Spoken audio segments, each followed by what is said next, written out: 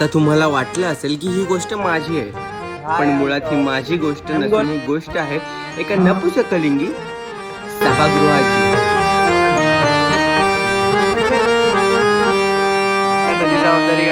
हाय आमचा हॉल. इथे लास्ट 2 वर्षापासून आम्ही नाटक करतोय. इथेच आम्ही झोपतोय, खेळतोय. 2 वर्ष आली, मागच्या वर्षी आणि हे वर्ष. मी 2च वर्ष मी नाटक केलं, थिएटर केलं. मुळात शेवटचं वर्ष इथनं बाहेर पडतोय. पुढे जाऊन इकडे कधी काम करायला मिळेल नाही मिळणार, कारण की आता कसं आहे 2 टप्पे आहेत. त्या टप्प्याच्या वरती एक टप्पा आहे आणि हा सर्व्हिस आहे तो वेगळा आहे. तर इथेच आम्ही झोपलोय पण अक्षरशः इथेच आम्ही कामं पण केलंय. इथे आमचा सेट लागायचा असा पूर्ण काहीतरी अडकलंय चौथरा 2 एकांकिका होत्या, तर पूर्ण असं इथे सेट तुम्हाला फ्रेम दिसत असेल, इथे पूर्ण त्याचा सेट लागायचा. तर या सेटवर या एवढीशा जागेत सेट लागायचा आणि इथेच आम्ही काम करायचो. मग इथनं आम्ही मुंबईला गेलो, मुंबईवरनं रत्नागिरीला गेलो. असा खूप मोठा प्रवास आहे तो. प्रवास असं म्हणजे काय एवढं सांगत नाही तुम्हाला की असं केलं तसं केलं. थिएटरने खूप दिलं, कॉन्फिडन्स दिला, स्टेज डेअरिंग दिली. जे काय मी आधी करत नव्हतो ते आता करतोय. स्वतःचं मत मांडू शकतो, नाटकाने हे दिलंय. त्यामुळे परत कधी येईल नाही येईल. I am gonna miss this hall. English मध्ये थोडं असेल होईल आता. म्हणजे आता 2 वर्ष मी होतो बरोबर, आणि 2 वर्षात तू मला शिकवायला होतास. तर 2 वर्षात तुला माझ्याबद्दल काय वाटलं ते मला सांग, आणि ओव्हरऑल मी कसा शिकलो, काय शिकलो, काय सगळेजण ही व्हिडिओ बघता. सगळ्यांना खरंच डॉक्टर बाबासाहेब आंबेडकर महाविद्यालयाचा सांस्कृतिक विभाग, हा विभागातील खूप बॅचेस या ठिकाणी शिकून जातात. मी या बॅचचा एक भाग आहे आणि आता अथर्व त्याबद्दल छोटीशी एक व्हिडिओ बनवतोय, आठवणींचा उजाळा असं म्हणूयात आपण याला.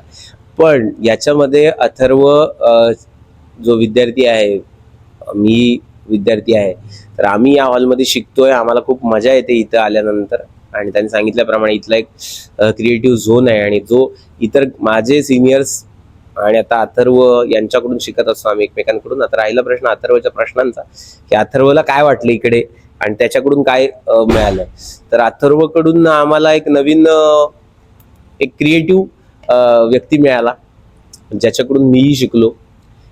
तुम्ही कधीतरी त्याच्यासोबत काम केलं असेल, उदाहरणार्थ तुम्ही त्याचे काही रील्स बघत असाल, काही व्हिडिओ बघत असाल, तर त्या करताना तो खूप एफर्ट्स लावून काम करतो आणि खूप कष्टाळू आहे, हार्डवर्किंग आहे, आणि त्याला खूप स्वतःबद्दल खूप अपेक्षा आहेत. आणि त्याच्यातून जर काही घडलं नाही तर तो खूप डिसअपॉइंट होतो, खूप नाराज होतो. आणि मग नाराज झालेला अथर्व हा खूप भारी आहे माझ्या लेखी तरी.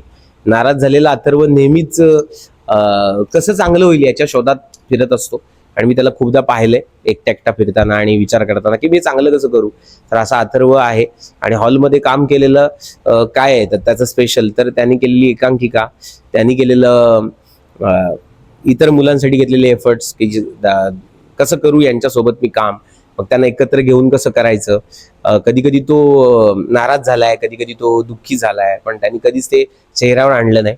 खूप मित्रांना घेऊन एकत्र येऊन काम केलं, काही इव्हेंट्स ऑर्गनाईज केलेत, जसं की इथल्या डान्स कॉम्पिटिशन्स आणि ज्या ज्या कॉम्पिटिशन्स त्यांनी सांस्कृतिक विभागाच्या माध्यमातून केल्या. प्राचार्य सर उदाहरणार्थ यांना घेऊन त्यांनी खूप वर्क केलं इकडे आंबेडकर कॉलेजला. आणि अथर्व हा खूप हार्डवर्किंग मुलगा आहे. म्हणजे मला याच्या व्हिडिओत बोलायचंय म्हणून मी बोलत नाहीये. धन्यवाद. खूप मयूरदा खूप भारी आहे. म्हणजे मी याला या ठिकाणी खूप छान प्रकारे मला खूप भारी वाटते. धन्यवाद अथर्व. म्हणजे मयूरदा म्हणजे आमचा एनर्जी सोर्स.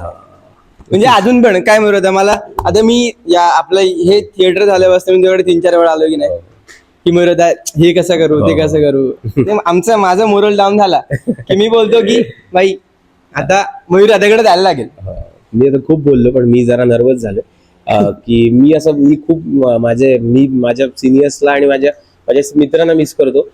मला त्याच्यात अथर्व दिसतो, त्यांच्यासारखाच. म्हणजे जय, प्राची, श्रद्धा, गीतेश, आदेश, माझ्या म्हणजे अमित, स्वप्नील, हे माझे सगळे सिनियर्स समजतो मी यांना, कारण की यांच्याकडून मी खूप शिकलोय आणि अथर्वकडून पण शिकलो. पण अथर्व एक वाक्य चुकीचा बोललेला आहे की मी इथून सोडून चाललोय, तर असं काही नाहीये. तो इथं थांबणार आहे आणि इतर मुलांनाही पण इन्स्पायर करणार आहे.